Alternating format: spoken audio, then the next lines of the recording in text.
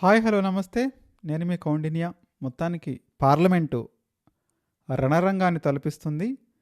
ఇంతకీ పార్లమెంట్లో ఏం జరుగుతుంది, ప్రస్తుతం దేశవ్యాప్తంగా నెలకొన్నటువంటి అలజడి ఎందుకు నిదర్శనమో ఈ వీడియోలో తెలుసుకునే ప్రయత్నం చేద్దాం. వీడియోని చివరి వరకు చూడడానికి ప్రయత్నించండి. మర్చిపోకుండా లైక్ చేయండి, షేర్ చేయండి, సబ్స్క్రైబ్ చేయడానికి ప్రయత్నించండి.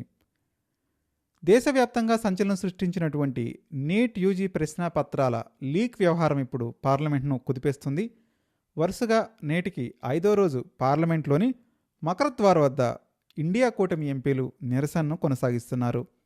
కేంద్ర విద్యాశాఖ మంత్రి ధర్మేంద్ర ప్రధాన్ను తక్షణమే రాజీనామా చేయాలని, ఆయన్ను పదవి నుంచి బర్తరఫ్ చేయాలని విపక్ష ఎంపీలు ప్లకార్డులు చేతబోని నినాదాలతో హోరెత్తించడం జరిగింది. మరీ ముఖ్యంగా నిన్న గురువారం రోజు మకరద్వార్ వద్ద అధికార ఎన్డీఏ, ప్రతిపక్ష ఇండియా కూటమి ఎంపీలు పరస్పరం నిరసనలతో ఎదురెదురుగా నిలబడి ఆందోళన చేపట్టడం ఉద్రిక్తతకు దారితీసింది.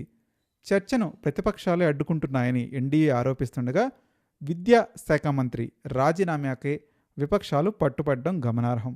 నీట్ వ్యవహారంపై ప్రధాని నరేంద్ర మోదీ అర్ధరాత్రి వీడియో సందేశాన్ని విడుదల చేయడాన్ని కాంగ్రెస్ అధ్యక్షుడు మల్లికార్జున్ ఖర్గే తీవ్రంగా తప్పుపట్టడం జరిగింది.